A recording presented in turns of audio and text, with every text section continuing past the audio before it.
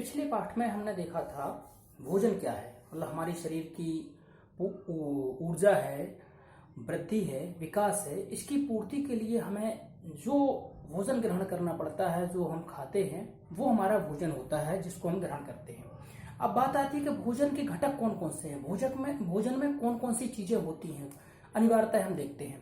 तो भोजन के घटकों को हम मुख्यतः 5 प्रकारों में बांटते हैं, जैसे कार्बोहाइड्रेट, प्रोटीन, वसा, विटामिन, खनिज लवण, और एक छठी चीज आती है आहारी रेज से, जिसमें वृक्षांश होते हैं, और पानी। ये चीजें हमारे भोजन की मुख्य घटक होती हैं। हमारा भोजन इन चीजों से बना होता है, हमारे भोजन में ये चीजें सम्मिलित होती हैं। अब इन तमाम चीजों की आवश्यकता क्यों पड़ती है? हम एक ही चीज खा सकते हैं, तो इनका सबका अपना अलग अलग महत्व है। अगर कोई एक हमारा घटक इनमें से कम हो जाता है तब भी हमारे शरीर को समस्याएं होती हैं, अगर इससे एक ज्यादा हो जाता है, किसी की मात्रा ज्यादा हो जाती है, तब भी समस्याएं आ जाती हैं। जैसे हमारे अगर शरीर की भोजन की घटकों की बात करें तो इसमें कार्बोहाइड्रेट और वसा 2 ऐसे घटक हैं जो हमारे शरीर को ऊर्जा प्रदान करते हैं, ऊर्जा की हमारी पूर्ति करते हैं। अब कार्बोहाइड्रेट की अगर अपन बात करें, कार्बोहाइड्रेट और वसा की बात करें, तो कार्बोहाइड्रेट का मुख्य स्रोत हमारे अनाज हैं। जो अनाज हैं, गेहूं, चावल जो है, ये हमारे अनाज हैं, ये कार्बोहाइड्रेट का मुख्य स्रोत है। वसा की जहां तक बात करें तो तेल जितने भी हैं, तेल है, घी है, और साथ ही साथ अंडे है, मछली है, दूध है, पनीर है, इन चीजों से हमें क्या मिलता है? वसा मिलती है। तो वसा और कार्बोहाइड्रेट दोनों मिलकर क्या काम करते हैं? हमारे शरीर की जो ऊर्जा है, ऊर्जा देते हैं, वसा और कार्बोहाइड्रेट। अब हमें एक चीज और ध्यान रखनी होगी कि यदि हमारे भोजन में वसा की मात्रा बढ़ जाती है तो क्या होगा? हमारे शरीर में उसका संचय होता जाएगा, और संचय होता जाएगा तो हमारा शरीर है, हमारे शरीर में मोटापा जैसी समस्या आ जाएगी। तो जो आप देखते हैं, जो ज्यादा तेलीय पदार्थ खाते हैं, तेलीय चीजें खाती हैं, तली हुई चीजें खाते हैं, सामान्यतः उन्हें मोटापे जैसा एक स्वभाव दिखता है। तो मोटापा होना स्वस्थ होने का प्रतीक नहीं है, मोटापा भी अपने आप में एक रोग है। तो यदि वसा का सेवन हम निश्चित मात्रा से ज्यादा करते हैं तो इस प्रकार की समस्याओं से हम ग्रसित होने लगते हैं। अगर हम बात करें किसकी? प्रोटीन की, तो प्रोटीन और खनिज लवण ऐसे हैं हमारे जो हमारे शरीर की वृद्धि के लिए आवश्यक हैं।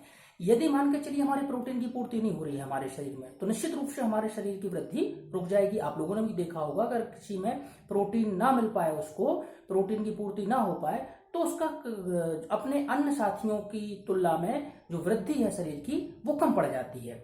तो हम बात कर रहे थे प्रोटीन की, तो जितने प्रकार की दालें हैं ये सब प्रोटीन का हमारा स्रोत है। और यदि मांसाहारी के रूप में देखें तो अंडे हैं, मछली है, मांस है, ये प्रोटीन का स्रोत है। दालें भी है और ये भी है। अब यदि हम खनिज की बात करें, खनिज पदार्थ हैं, तो खनिज पदार्थ हमें पालक से भी मिलते हैं, अंडे से भी मिलते हैं, दूध से भी मिलते हैं, आपके सेब से भी मिलते हैं, आपके केले से भी मिलते हैं, आपके अदरक से भी मिलते हैं, आपकी मछली से भी मिलते हैं। तो ये तमाम चीजें क्या है? ये स्रोत है हमारे किसकी? खनिज पदार्थ होगी। कि खनिज और जो प्रोटीन, जिसका मुख्य कार्य क्या है? हमारे शरीर की वृद्धि करना, हमारे शरीर का विकास करना। तो इन चीजों को खा के हम अपने शरीर में प्रोटीन है जो, उसकी मात्रा को हम नियमित कर सकते हैं, और जिससे कि हमारा शरीर लगातार वृद्धि करता रहे। तो ऊर्जा प्रदान करने वाले हो गए, अब वृद्धि वाले हो गए। हम बात करते हैं विटामिन। विटामिन का हमारे शरीर के विकास में बहुत महत्वपूर्ण योगदान होता है, क्योंकि यदि विटामिन नहीं होगा या विटामिन कम होंगे तो हमारे शरीर की रोगों से लड़ने की क्षमता कम हो जाती है, शरीर हमारा रोगों से फिर नहीं लड़ पाता है। तो विटामिन की पूर्ति के लिए फल हैं, आप फल ग्रहण कर सकते हैं। हमारे चावल है, ये भी हमें विटामिन देता है। और सबसे बड़ी बात, दूध भी है, अंडे भी हैं, मछली भी हैं, इन चीजों से हमारे विटामिन की पूर्ति होती है। अब फलों में तो सब है आपके, चाहे अमरूद हो, चाहे टमाटर हो, संतरा हो, नींबू हो, आंवला हो, ये सब क्या है? हमारे विटामिन की पूर्ति करते हैं। तो यदि विटामिन हमारे शरीर में कम हो जाते हैं तो हमें बीमारियां आसानी से अपना शिकार बना लेती हैं। और एक सबसे बड़ी बात आती है, ये चीजें तो हमने देख ली, तो आपने देखा क्या हम सभी लोग इस प्रकार का भोजन करते हैं कि सभी चीजें समान मात्रा में हों? ऐसा प्राय नहीं होता है। तो इसके लिए एक नया शब्द है, संतुलित भोजन। ऐसा भोजन की ऐसी थाली जिनमें आपके कार्बोहाइड्रेट, प्रोटीन, वसा, विटामिन, खनिज लवण और आहारी रेशे, इनका एक निश्चित संतुलन हो, न जिसकी कमी हो न किसी की अधिकता हो। तो इस प्रकार के भोजन को, जिसमें से पोषक तत्वों का एक निश्चित अनुपात होता है, हम बोलते हैं संतुलित आहार।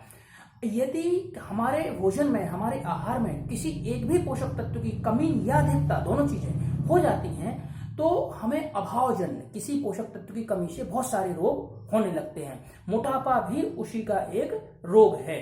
यदि विटामिन नहीं मिला तो प्रोटीन नहीं मिला, तो प्रोटीन नहीं मिला तो विकास अवरुद्ध हो जाएगा, विटामिन नहीं मिला तो हम बहुत जल्दी बीमार होने लगेंगे। इसलिए हमारे भोजन में सभी पोषक तत्वों का होना अनिवार्य है।